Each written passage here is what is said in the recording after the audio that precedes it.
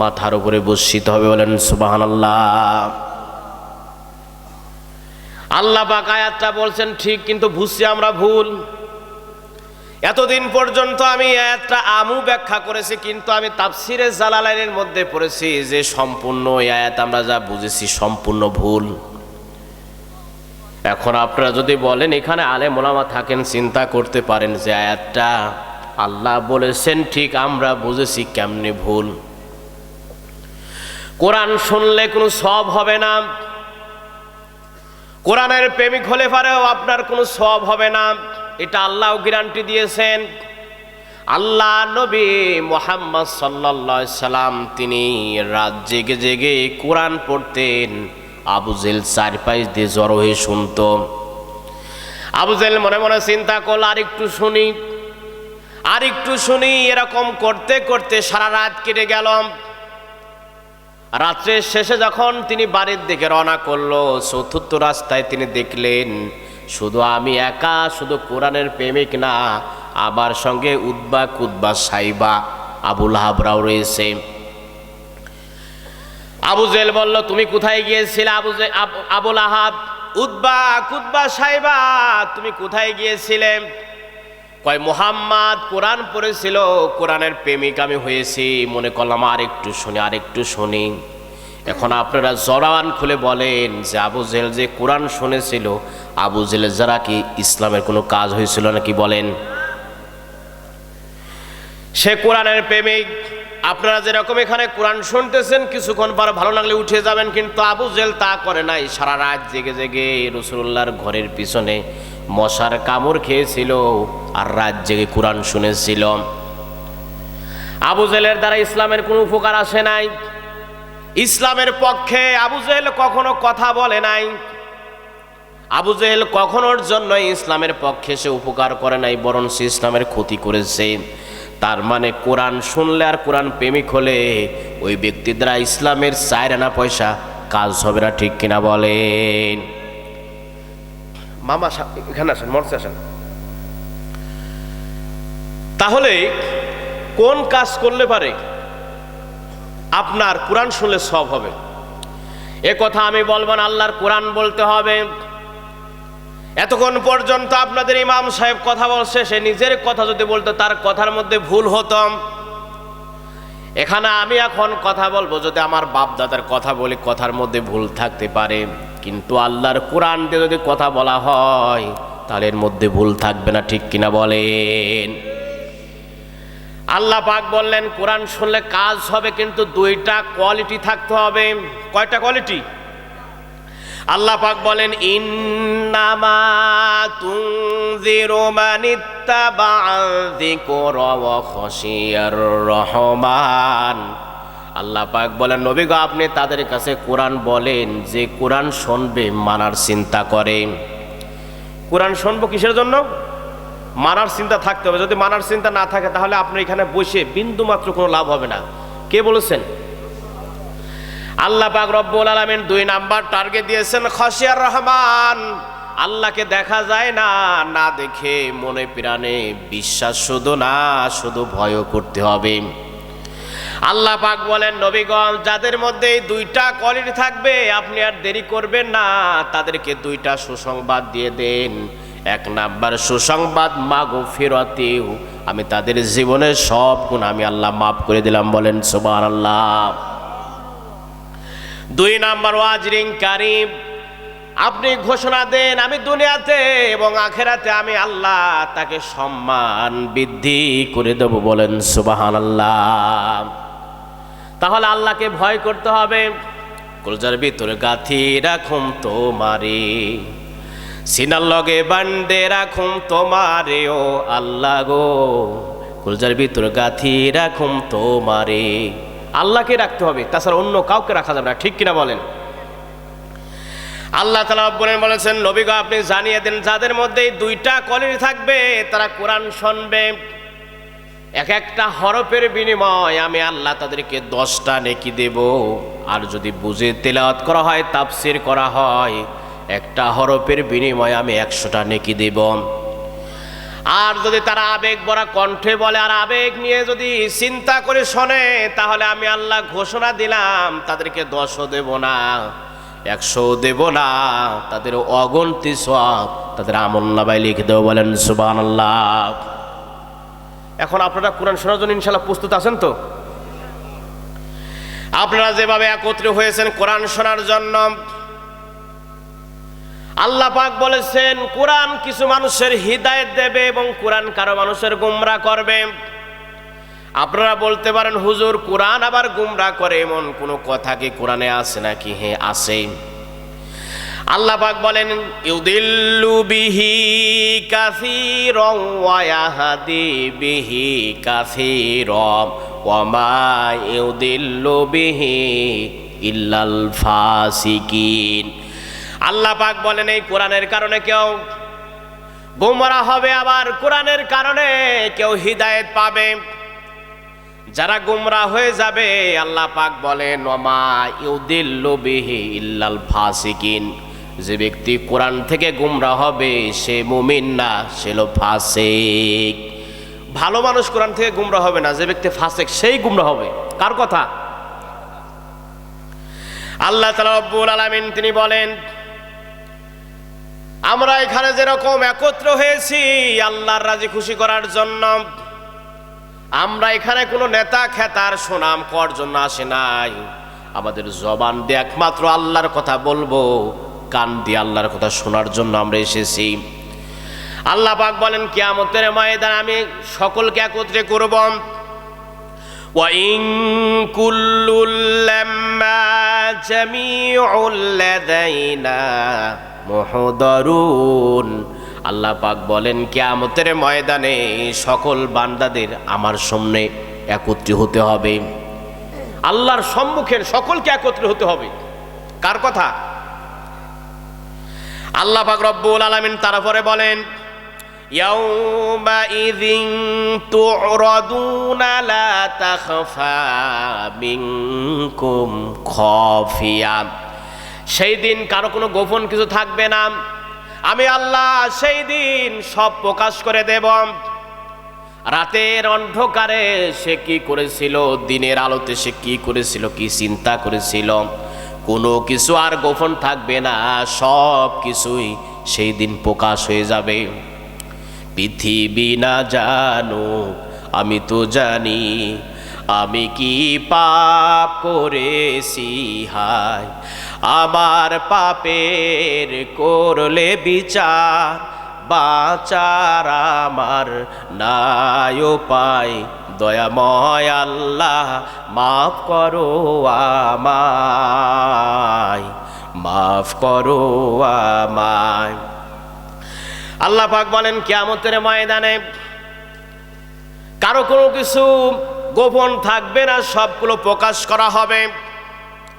যখন মানুষ পাপিষ্ঠ লোকের প্রকাশ করা হবে আল্লাহ পাক বলেন ওয়ামতাজুল ইয়াউমা আইয়ুহাল মুজরিমুন, আমি তাদেরকে বলবো যে তোমরা আজকে আলাদা হয়ে যাও।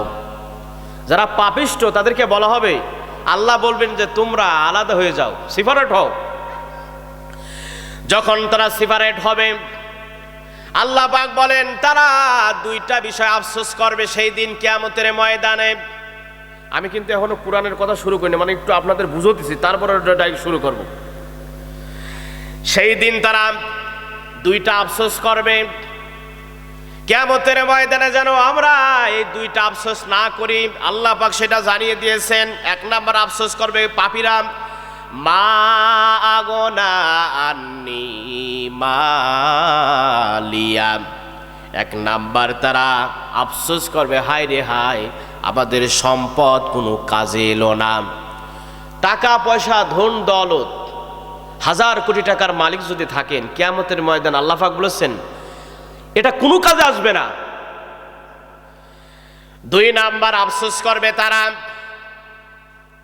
আল্লাহ পাক বলেন হালাকা আন্নি সুলতানিয়া, কপাল থাপড়াবে আর বলবে হায় রে হায়, আজকে আমাদের ক্ষমতার কাজে এলো না।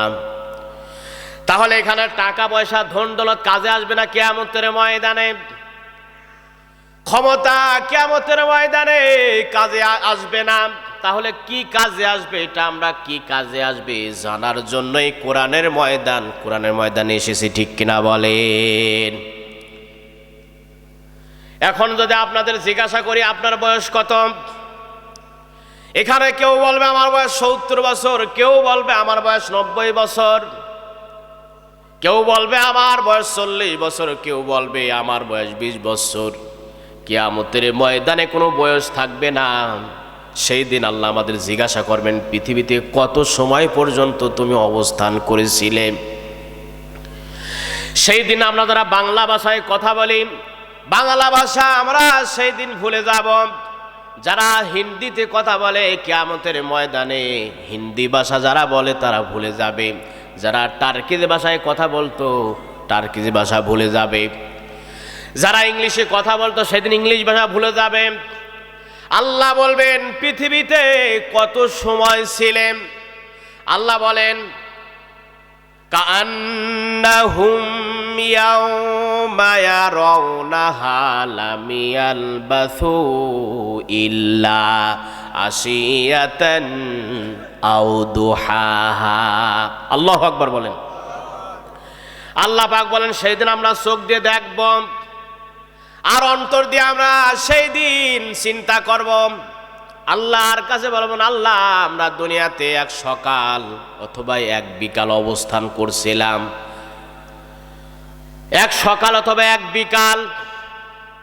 আল্লাহ পাক বলেন নবী গো, ওই নবীর ঘটনা আপনি দৃষ্টান্ত বর্ণনা করুন।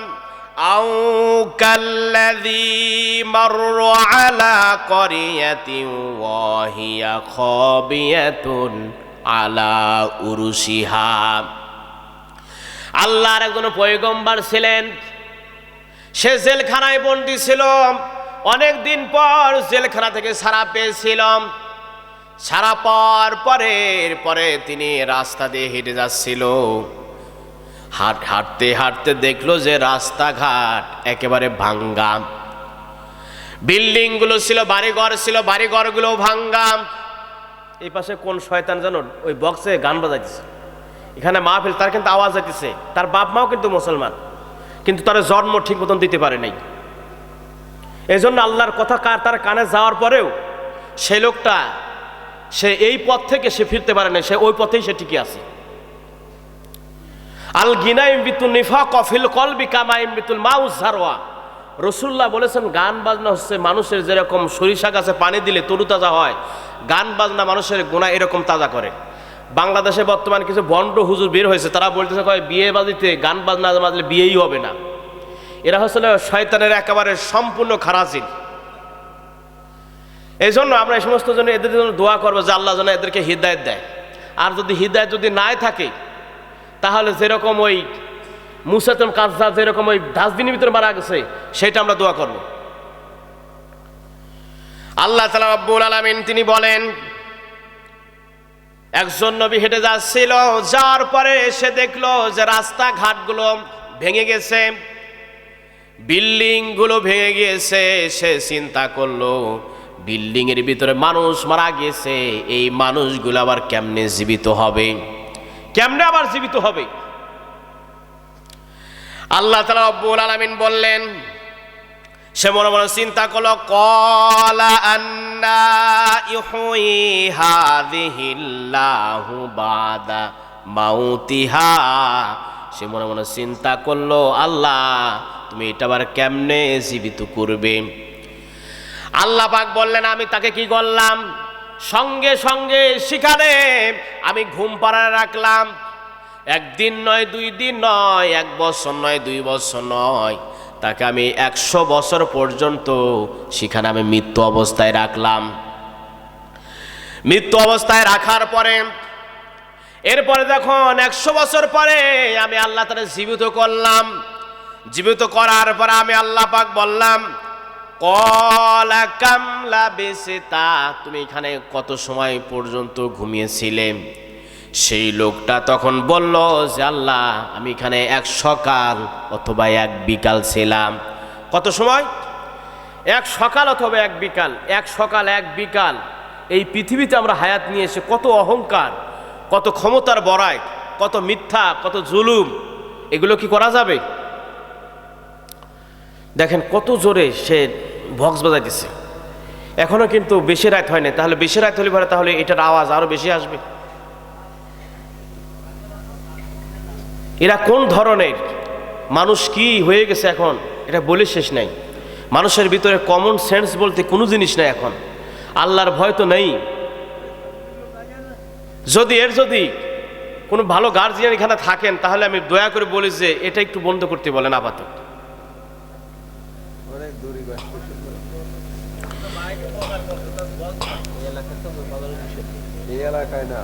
একটু জিকির করি লা ইলাহা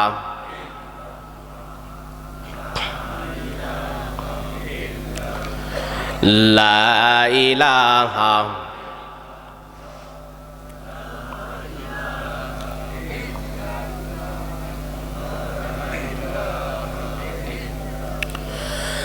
লা ইলাহা ইল্লাল্লাহ লা ইলাহা। এই পৃথিবীর ও আকাশের মালিক তুমি রহমান, তোমার দয়া এদের মাঝে নদীর মতো বহমান। এই পৃথিবীর ও আকাশের মালিক তুমি রহমান, লা ইলাহা ইল্লাল্লাহ লা ইলাহা ইল্লাল্লাহু মুহাম্মাদুর রাসূলুল্লাহ সাল্লাল্লাহু আলাইহি ওয়াসাল্লাম। তখন ওই লোকটা মনে মনে চিন্তা করলো, আল্লাহ আমি তো এখানে এক সকাল অথবা এক বিকাল পর্যন্ত ছিলাম। আল্লাহ পাক বললেন কলা বাল্লা বিস্তা, কখনোই না, এখানে তোমার 100 বছর পর্যন্ত অবস্থান করা হয়ে গেছে। ওই লোকটা তখন মনে মনে চিন্তা করলো, আমি তো এসেছি কিছুক্ষণ আগে, 100 বছর কেমনে হলো? আল্লাহ জিজ্ঞাসা করলেন, বান্দা তুমি এখানে এক সকাল অথবা এক বিকাল ছিলে, বুঝলে কিভাবে? তখন সেই নবী বললেন, আল্লাহ আমি যেখানে এসেছিলাম দেখলাম সূর্য উঠা উঠা ভাব, এখন সূর্যটা ডুবে যাচ্ছে। আল্লাহ আমি বুঝতে পেরেছি তাহলে এক সকাল অথবা এক বিকালই হবে। আল্লাহ বললে কলা বাল্লা বিস্তাবিয়াতা আমিন ফাংজুরু ইলা তুআমিকা ওয়া শারাবিকা লাম ইয়াতাসান্নাম। আল্লাহ তাআলা রব্বুল আলামিন বলেন, তুমি তোমার গদ্দবের দিকে লক্ষ্য করো। সে যখন এসেছিল তার কাছে একটা গদ্দব ছিল আর 3 ধরনের খাবার ছিল। একটা ছিল আঙ্গুর ফল, 2 নাম্বার জবের রুটি ছিল, 3 নাম্বার খাবার ছিল সে পানি। এই 3 ধরনের খাবার। আল্লাহ পাক বলেন অংজুরিলাল হিমার, তোমার গদ্দবের দিকে লক্ষ্য করো। তিনি দেখলেন যে গদ্দবটা মরে পচে মাটির সঙ্গে মিশে গেছে, হাড্ডিগুলো মাটির উপরে ভেসে আছে। আল্লাহ পাক বললেন এখন তুমি তাকাও।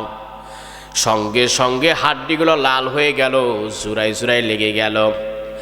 এরপরে হাড্ডির উপরে মাংস দিলাম, মাংস দেওয়ার পরে এরপরে চামড়া দিয়ে গদ্দবটি তাজা করে দিলেন। দেওয়ার পরে আল্লাহ পাক রব্বুল আলামিন বললেন, দেখলে যে গদ্দবটা মরি পচে গিয়েছে, এখন তো আমিকা ওয়াশারাবিকা লাম ইয়াতাসান্না, তোমার পানির দিকে লক্ষ্য করো। 100 বছর আগে মশকের মধ্যে যে পানি ছিল যেরকম সেরকমই আছে, তরুতাজা। আঙ্গুর ফল যেরকম টসটসে আঙ্গুর ফল ছিল ওই রকমই আছে। এখন দেখলো যে যেরকম জবের রুটি 100 বছর আগে ছিল ওই রকমই আছে, একটু কিছু হয় নাই।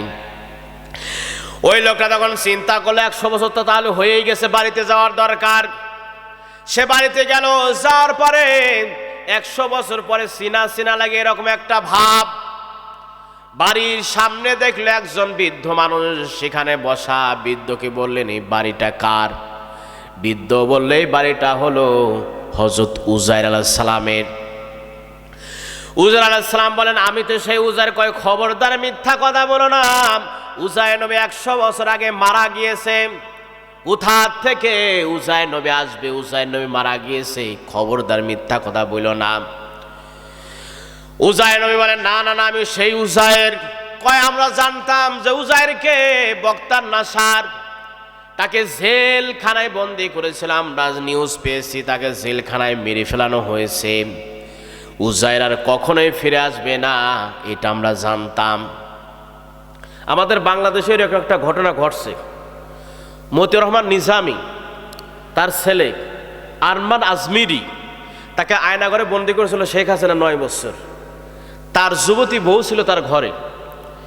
তার আপন মা, তার শাশুড়ি, মানে বোর শাশুড়ি তখন চিন্তা করলো যে আমার ছেলে যেহেতু শেখ হাসিনা মারিয়ে ফেলছে, তাহলে আমার বউকে অন্য জায়গায় বিয়ে দিয়ে দেই, তার যৌবন নষ্ট করার দরকার নাই।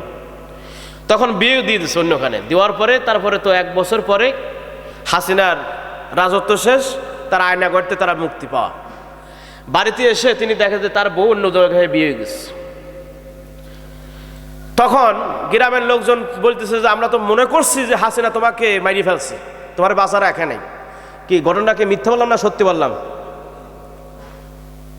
জালিম কখনো স্থায়ী হতে পারে না, হবে না। কোনো মানুষ কোনো জুলুম জালিম করে পৃথিবীতে কেউ স্থায়ী হবে না, ঠিক কিনা বলেন? এরপরে উজাইর নবী আলাইহিস সালাম বলেন, আমি সেই উজাইর। কয়, না না না, উজাইর জেলখানায় তাকে বন্দি করা হয়েছিল, আমরা নিউজ পেয়েছি 100 বছর আগে উজাইর নবীকে জেলখানায় মেরে ফেলানো হয়েছে। তখন উজাইর আলাইহিস সালাম বলেন, না না না, আমি সেই উজাইর, আমি মারা যাই নাই। ওই লোকটা তখন বলে যে উজাইরের মধ্যে আল্লাহ 2টা মুজিজা দান করেছিল, যদি 2টা দেখাতে পারো বুঝবো যে আসলে তুমি উজাইর। 1 নাম্বার, উজাইর আলাইহিস সালামের আল্লাহ পাক মুজিজা দান করেছিলেন, কোন অন্ধ মানুষের চোখে যদি হাত দিতেন চোখ ভালো হয়ে যেত। 2 নাম্বার, কুষ্ঠ অথবা কুজ রোগের যদি গায়ে হাত দিত সঙ্গে সঙ্গে ভালো হয়ে যেত। এখন আমি চোখে দেখি না, তুমি যদি আসলে উজাইর হয়ে থাকো আমার চোখের দৃষ্টিশক্তি ফেরাইয়া দাও। একটু জিকির করি, লা ইলাহা লা ইলাহা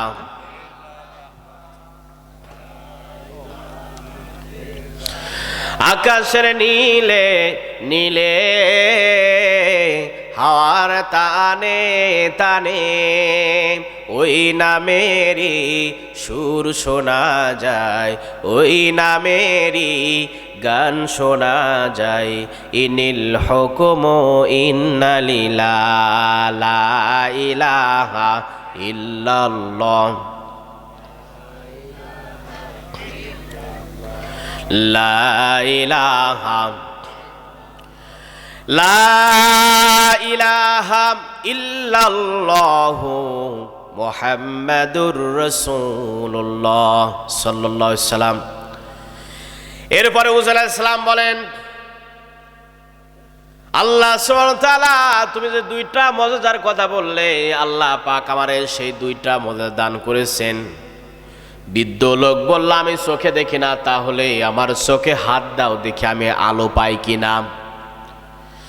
আল্লাহ নবী হযরতে উজাইর আলাইহিস সালাম চোখে হাত দিলেন, দেওয়ার সঙ্গে সঙ্গে তার দৃষ্টি শক্তি সে ফিরে পেল। তখন ওই ব্যক্তি বলে, উজাইরের মধ্যে 2 নাম্বার মুজিজা ছিল, কুজো মানুষের গায়ে হাত দিলে ভালো হয়ে যেত, আমি এখন কুজো হয়েছি, আমার গায়ে হাত দাও। আল্লাহ নবী হযরতে উজাইর আলাইহিস সালাম হাত দেওয়ার সঙ্গে সঙ্গে ভালো হয়ে গেল। ওই লোকটা দৌড়াতে দৌড়াতে মসজিদে আকসায় গেল। যাওয়ার পরে উজাইর একজন ছেলে, তার বয়স তখন ছিল 25 বছর। উজাইর আলাইহিস সালাম যখন সে জেলখানায় বন্দী হয়েছিল, জেলখানা থেকে ছাড়া পেয়েছিল, তার বয়স ছিল 40 বছর। উজাইর আলাইহিস সালামের 40 বছর একটা চুলও পাকে নাই, একটা দাড়িও পাকে নাই, কোনো কিছুই তার কোনো, যেরকম 40 বছর যেরকম ছিল যুবক সেরকমই আছে। কিন্তু তার ছেলেকে রেখে যাওয়া হয়েছিল 25 বছর বয়স, কিন্তু তার ছেলের বয়স হচ্ছে 125 বছর। ছেলের চুল দাড়ি সব পেকে গেছে, কিন্তু পিতার একটা চুলও পাকে নাই, পিতা একেবারে ইয়ং। উজাইর ইসলামের ছেলেকে বলা হলো, তোমার পিতা উজাইর সে ফিরে এসেছে। ছেলে বলে, না না না, আমার পিতা জেলখানায় সে মারা গিয়েছে, এটা আমরা জানতাম, আমার পিতা ফিরে আসে নাই। বাড়ির চাকর বলে, দেখো আমার চোখ অন্ধ ছিল, আমার চোখ ভালো হয়ে গেছে, আমার গায়ে কুজো ছিল, আমার কুজোকেও ভালো করে দিয়েছে, দেখো আমি স্বয়ং সম্পূর্ণ, আমি একেবারে ভালো হয়ে গেছি। তখন তারা মসজিদে আকসার মধ্যে বসা ছিল, সকলে বের হয়ে দেখে 100 বছর আগে যেরকম উজাইর নবীকে দেখা যেত, সেরকম সেই উজাইর নবী। বলেন সুবহানাল্লাহ। উজাইর ইসলাম তখন বললেন, ক্বালা আলামু আন্নাল্লাহা আলা কুল্লি শাইইন কাদির। তিনি বললেন, আল্লাহ সব কিছু জানেন, ইন্নাল্লাহ আলা কুল্লি শাইইন কাদির, আর সব বিষয়ের উপরে ক্ষমতাবান একমাত্র আল্লাহ। বলেন সুবহানাল্লাহ। সব ক্ষমতার মালিক কে? আমাদের খাওয়ান কি? আমি ইদারিং দেখতেছি কিছু মানুষ নিজের গর্ব নিয়ে কিছু কথা বলতেছে, তা কোরআনের একার সম্পূর্ণ বিপরীত চলে যাচ্ছে।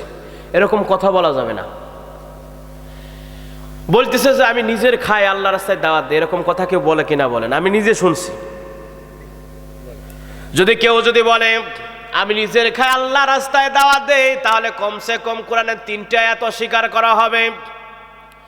1 নাম্বার, ওমা মিন দাব্বাতিন ফিল আরদি ইল্লা আলাল্লাহি রিজকুহা, এমন কোন বিচরণশীল নাই যে আল্লাহ পাক তার রিজিকের ব্যবস্থা করেন না।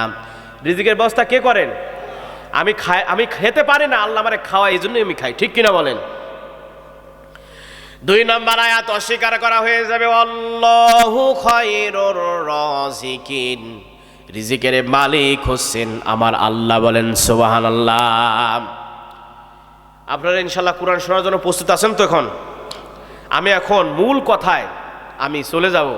এই কথা শোনার পরে অনেকে কষ্ট হবেন, কিন্তু কোরআন শোনার পরে কেউ যদি মন খারাপ করেন, বুঝতে হবে যে রন আলা কুলুবিহিম, তার হৃদয়ের মধ্যে মুসরে পড়েছে, জং ধরেছে, এই জন্য তারা কোরআন বুঝবে না।